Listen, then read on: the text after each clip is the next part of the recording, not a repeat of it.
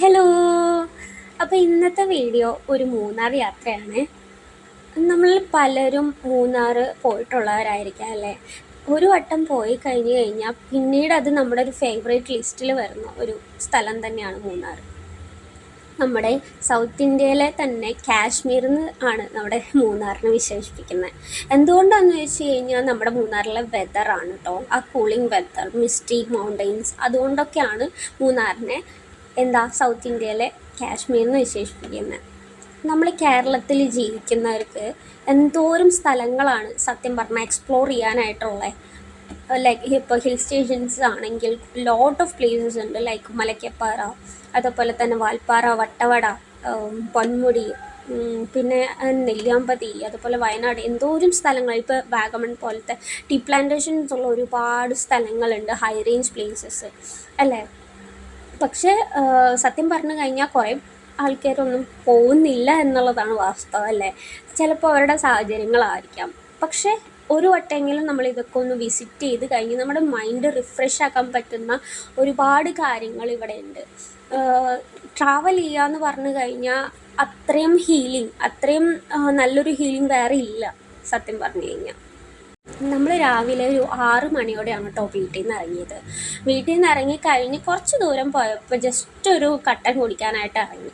അവിടെ ഇറങ്ങിക്കഴിഞ്ഞ് ഒരു 5 മിനിറ്റ് മാത്രമേ സ്പെൻഡ് ചെയ്തുള്ളൂ. അത് കഴിഞ്ഞ് വീണ്ടും നമ്മൾ യാത്ര തുടർന്ന് നമ്മളൊരു 11 മണിയോടെയാണ് കേട്ടോ മൂന്നാർ എത്തുന്നത്.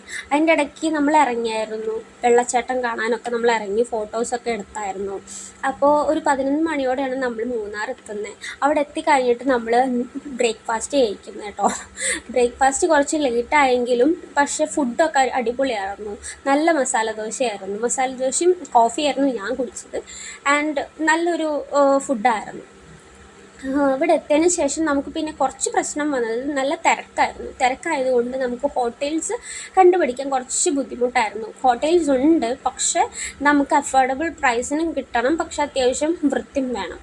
അപ്പോൾ കിട്ടാൻ വലിയ പാടൊന്നുമില്ല. നമ്മൾ ബുക്ക് ചെയ്യാതെ വന്നതുകൊണ്ട് തന്നെ കുറച്ച് നടക്കേണ്ടി വന്നു. എങ്കിലും കുഴപ്പമില്ലാതെ നമുക്ക് അഫോർഡബിൾ റേറ്റിന് കിട്ടുന്ന ഒരുപാട് സ്റ്റേക്കേഷൻസ് നമ്മുടെ മൂന്നാർ അവൈലബിൾ ആണ് കേട്ടോ. അതുകൊണ്ട് അതിനെപ്പറ്റി ആർക്കും വറീഡ് ആവേണ്ട കാര്യമൊന്നുമില്ല. പിന്നെ സ്ഥലങ്ങൾ പറയാനാണെങ്കിൽ മൂന്നാറിലെ സ്ഥലങ്ങൾ പറയാനാണെങ്കിൽ ഒരുപാട് സ്ഥലങ്ങൾ നമുക്ക് കാണാനായിട്ടുണ്ട്. ഇവിടെ വന്നു കഴിഞ്ഞാൽ എവിടെ പോവും അങ്ങനെ ഡൗട്ടുള്ളവർ പലരുണ്ട്. സത്യം പറഞ്ഞാൽ ഒരുപാട് സ്ഥലങ്ങൾ നമുക്ക് എക്സ്പ്ലോർ ചെയ്യാനായിട്ട് മൂന്നാറുണ്ട്.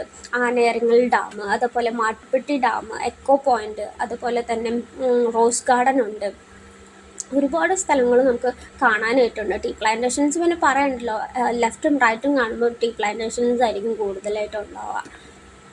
പിന്നെ നമ്മൾ വഴിയോരത്ത് ഇങ്ങനെ പോകുന്ന സമയത്ത്, അതായത് നമ്മളിപ്പോൾ ട്രാവൽ ചെയ്യുന്ന സമയത്ത് അപ്പുറത്തും ഇപ്പുറത്തായിട്ട് ഒരുപാട് കച്ചവടങ്ങൾ കാണാം കേട്ടോ.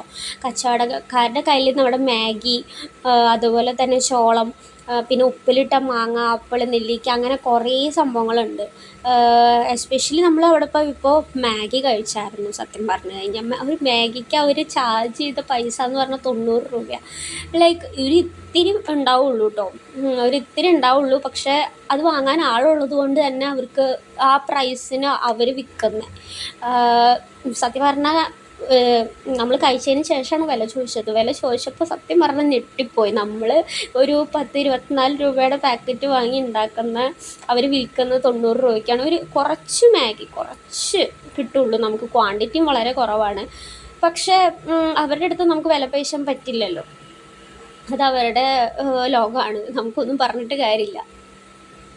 പക്ഷെ അല്ലാതെ നമ്മൾ വാങ്ങാൻ പോകുന്ന സാധനങ്ങൾ വളരെ അഫോർഡബിൾ പ്രൈസിന് കിട്ടിയിരുന്നു കേട്ടോ.